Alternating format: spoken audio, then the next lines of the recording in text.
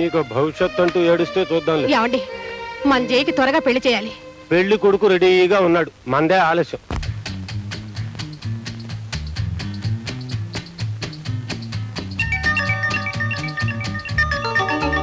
రాజు చూడు. శ్రిత కమల కుచకుండల అమ్మో కుచకుండల అమ్మో కుచ నవారనుకున్నావా నా వేలనుకున్నావా?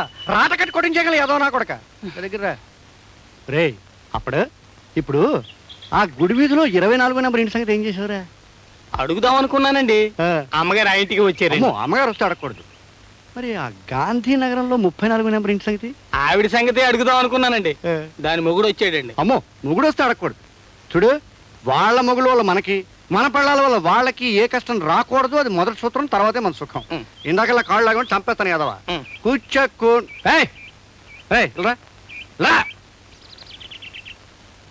ఎవడా నువ్వు? ఆసుపత్రి ముందు అనాథ పేషెంట్ లాగా నా ఇంటి చుట్టూ తిరుగుతున్నావు. మోహిని గారు మీకు జాబ్ ఇచ్చారండి.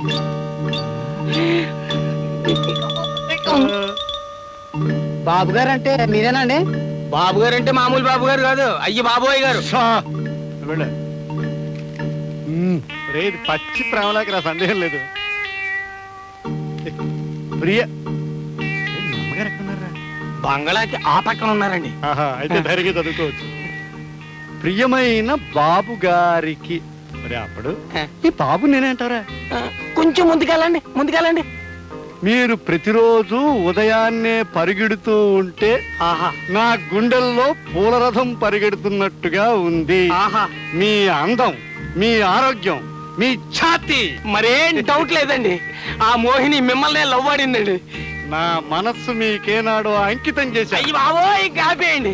ఇది నిఖార్సైన ప్రేమేనండి. నీకు ఆలస్యం చేయకండి, అసలే రోజులు బాగాలేవు. 1942, 43, 44 లో అమ్మాయిలు బాబు వాళ్ళందరూ ఇప్పుడు అమ్మమ్మలు అయిపోయి ఉంటారు. ముందు ఈ పిల్ల సంగతి చూడండి, లేకపోతే ఈమెకి 55 వచ్చేస్తాయి.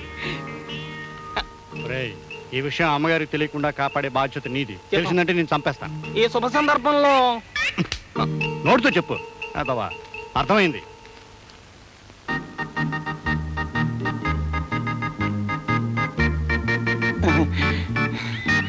అప్పుడు ఇబ్బంది లేకుండా వచ్చేసాను రా. నేను వెళ్ళిపో.